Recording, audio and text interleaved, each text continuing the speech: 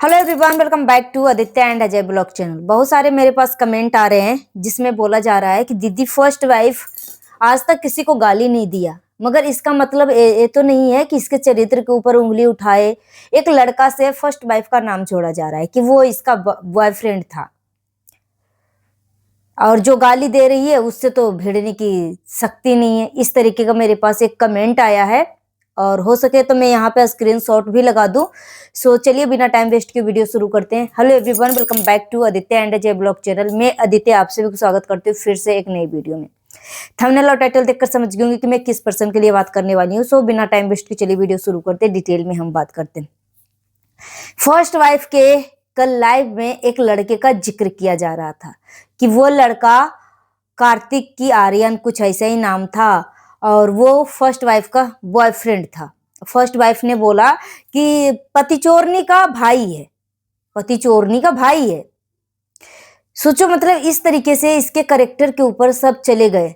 मतलब भाई अगर है तो सबूत दिखाओ ना, यहाँ पे सबूत के साथ बात होती है, सबूत के साथ। आज तक पति चोरनी ने साबित नहीं कर पाई इसके कैरेक्टर के बारे में, मगर पति चोरनी अपना कैरेक्टर को साबित जरूर कर दिया।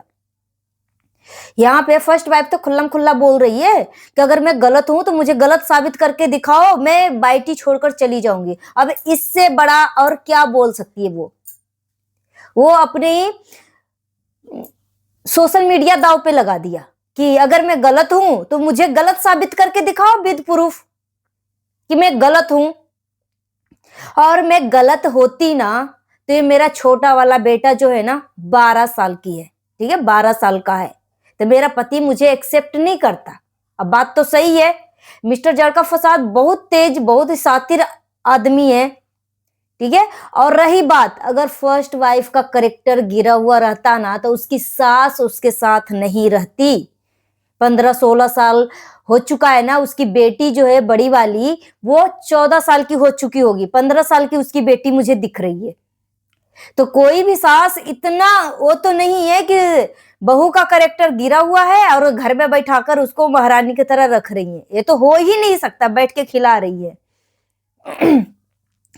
तो पति चोरनी स्टार्टिंग में भी फर्स्ट वाइफ के चरित्र के ऊपर ही उंगली उठाई थी। जब हर पैंतरे से वो प्रस्त हो चुकी थी, फर्स्ट वाइफ को कहीं से तोड़ नहीं पाई ना, तो वो उसको लास्ट में उसके कैरेक्टर के ऊपर उंगली उठाई, ठीक है। और दूसरे को कैरेक्टर के ऊपर उंगली उठाते उठाते अपना ही कैरेक्टर को इतना नीचा गिरा दिया, पति चोरनी इतना नीचा गिरा दिया कि इसके ऊपर न देख के भी लोग थूक, ठीक है। दूसरे को कैरेक्टर को गिराने चली थी, वो शादी से पहले खुद प्रेग्नेंट हो गई। फर्स्ट वाइफ को आज तक नहीं साबित कर पाई। जो औरत खुद एक शादीशुदा मर्द के साथ रिलेशन में रही हो, सब कुछ जानते बूझते, वो दूसरे को कैरेक्टर लेस ही बोलेगी, क्योंकि वो 10 जगह मुंह मार चुकी है। अब जो जैसा रहता है ना, बोलते हैं ना कि अपना दिल से जानो पराया दिल का हाल, ठीक है। मैं अगर फर्स्ट वाइफ को महसूस कर रही हूं ना तो उसके आंखों में मुझे दर्द दिख रहा है, मगर ये पति चोरनी जो है एक नंबर की चालाक और चंठ औरत है, चंठ औरत। मेरे गांव में ऐसे लोगों को निर्लज बोलते हैं, जिसके आंखों में बिल्कुल भी शर्म हया कुछ नहीं, कोई भी इज्जत नहीं। ये पति चोरनी वैसी थी। अच्छा ठीक है, फर्स्ट वाइफ अगर गलत है, सवाल तो मैं फिर से उठाऊंगी, भले ही वो 1000 बार क्यों ना सवाल खड़ा हो गया हो, फिर से मैं उठाऊंगी कि अगर फर्स्ट वाइफ किसी लड़के के साथ भाग गई थी, ठीक है, ये पति चोरनी को कैसे पता चला कि फर्स्ट वाइफ ने लड़के के साथ भाग गई थी? रही बात अगर फर्स्ट वाइफ लड़के के साथ भाग गई थी तो तू 5 साल कहां छुपते फिर रही थी? तुझे तो अगर वो जैसे ही घर से भागी थी वैसे ही तुझे ससुराल पे आकर कब्जा करना चाहिए था ना। तो पति चोरनी की बातों पे तो बिल्कुल भी एक फुटी कौड़ी भी विश्वास नहीं है।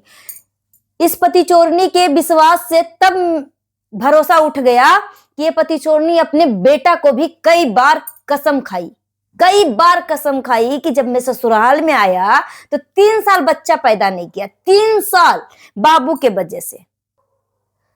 क्योंकि वो जब फर्स्ट टाइम दहलीज पे कदम रखी तो एक बच्चा गोद में, तो 3 साल कहाँ लापता हो गया था, ठीक है। जो अपने बेटे का झूठी कसम खा ले, वो जो अपने मरे हुए बाप की झूठी कसम खा ले, वो औरत अब कितना भी नीचे गिर क्यों ना जाए, कोई भी हद क्यों ना पार कर जाए, वो विश्वास के पात्र नहीं है। जो महाकाल की झूठी कसमें खा ले, अपनी झूठ को सच बताने के लिए, सच साबित करने के लिए, वो औरत विश्वास का पात्र है ही नहीं। उसके पास अब अगर कसम, जो जितनी झूठ होगी ना उतनी बार कसमें खाएगी, बार बार कसमें खाएगी, माँ का कसम, बाप का कसम, बेटे का कसम, सबका कसम खाएगी सिवाय अपना कसम छोड़कर। क्योंकि ऐसी औरतें ना, ऐसे लोग, औरत हो या मर्द हो, ऐसे लोग खुद से बहुत ज्यादा प्यार करते हैं, खुद से। ऐसे लोग स्वार्थी होते हैं, ठीक है, स्वार्थी, सेल्फिश। तो मैं तो यही सवाल खड़ा करूंगी कि अगर फर्स्ट वाइफ कोई लड़के के साथ भागी थी तो सबूत दो, और अगर भागी थी तो तू कहाँ लापता थी 5 साल, क्यों बच्चा पैदा कर रही थी, ससुराल में आकर बच्चा पैदा करना चाहिए था ना। तो इसके लाइफ में उस फर्स्ट वाइफ को फिर से गिराने की कोशिश की जा रही है, फिर से इसको तोड़ मरोड़ कर इसकी लास्ट में इसकी इज्जत पे ही वॉर किया जा रहा है। क्योंकि सोच लिए हैं कि अब फर्स्ट वाइफ को इज्जत के ऊपर वार करेंगे ना तो वो टूट जाएगी। भाई क्यों टूटेगी, वो सच है, वो गलत कहीं से भी नहीं है, उसके साथ गेम खेला गया, वो किसी के साथ गेम नहीं खेली है। रही बात कि इसके जितने भी दोस्त हैं सब साथ छोड़ दिए, भाई हर किसी को जीने का अधिकार है। अगर उसका पति, हम सब किस लिए फर्स्ट वाइफ के खिलाफ लड़ रहे थे कि फर्स्ट वाइफ का हक मिले, उसका पति जो है उसको बराबर टाइम दे, जितना पति चोरनी के पास रहता है उतना वो जो है फर्स्ट वाइफ को टाइम दे, इसीलिए हम बोल रहे थे ना। अब फर्स्ट वाइफ ने खुद आकर बोला कि मुझे बराबर का टाइम देता है, दिन में आता है मेरे पास, रात में वहां रहता है, तो फिर इसमें बुरा क्या है। जब वो खुद खुश है, फर्स्ट वाइफ खुद खुश है उस टाइम से, और बच्चे दिन में स्कूल चल जाते हैं, दोनों मियाँ बीबी रहते हैं, टाइम स्पेंड करते हैं, इधर उधर घूमते हैं, मौज मस्ती मारते हैं, उसमें दिक्कत की क्या बात है। माँ जॉब पे चली जाती है, इसमें दिक्कत की क्या बात है, टाइम तो दे रहा है ना, टाइम दे रहा है, तो इसमें दिक्कत की क्या बात है भाई। और फर्स्ट वाइफ बोली है कि कुछ दिनों में मुझे अपना प्रॉपर्टी भी देने का वादा किया है, तो वो भी देगा। तो जब खुशी खुशी सब कुछ मिल रहा है, फिर कानूनी कार्रवाई करने की क्या जरूरत है। जब उस टाइम फर्स्ट वाइफ सच में अग्रेसिव हो चुकी थी, क्योंकि उसको सब दूध में गिरा हुआ मक्खी की तरह निकाल निकाल कर फेंक रहे थे। सास भी पति चोरनी के बातों में आ गई, ननद भी पति चोरनी की बातों में आ गई, फर्स्ट वाइफ के बच्चे भी सब पति चोरनी के पास चले गए, मिस्टर फसाद भी पति चोरनी के पास चला गया, वो बेचारी अकेले रह गई। वो अंदर से टूटा हुआ महसूस कर रही थी। क्यों, सबसे गंदा क्या फर्स्ट वाइफ थी। क्या फर्स्ट वाइफ चल जाती तो क्या उस घर को अछूत हो जाता, जो कि पति चोरनी खुल्लम खुल्ला बोल रही थी, क्या अछूत हो जाता। उसी के पति के साथ शादी किया, उसी के पति को यूज किया, उसी के पति के साथ रह रही है, उसी के पति के साथ रासलीला कर रही है, हाँ? तो वो जब पहले वो फर्स्ट वाइफ ही उस आदमी को यूज किया है, पहले वो फर्स्ट वाइफ ही उस आदमी के साथ रातें बिताई है, 2 बच्चा पैदा कर कर उसके बाद तेरे को सौंपा है, ठीक है। तो जो नीच औरत होते हैं ना, वो लास्ट में पति चोरनी क्या चाह रही थी, फर्स्ट वाइफ के चरित्र के ऊपर ही उंगली उठाई थी ना, मगर आज तक उसने साबित नहीं किया, मगर वो अपना चरित्र को विद प्रूफ साबित कर दिया कि मेरा चरित्र कैसा है, मेरा चरित्र कैसा है, और 1 नंबर की झूठी, लुच्ची, लफंगी और गालीबाज औरत है।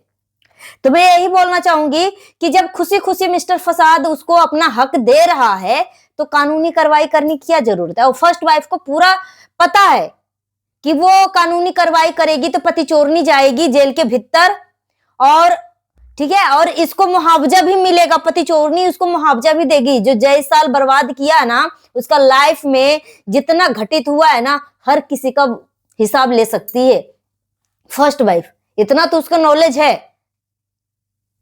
मगर फर्स्ट वाइफ को सब कुछ पता है, और ऐसा नहीं कि डिवोर्स देना पड़ेगा, विदाउट डिवोर्स सब कुछ अपना हक ले सकती है। मगर जब एक खुशी खुशी मिस्टर फसाद समझौता कर लिया है, खुशी खुशी सब कुछ देने के लिए तैयार है, तो फिर कानूनी कार्रवाई क्यों करेगी, क्यों अपने जिंदगी में और आग लगाएगी।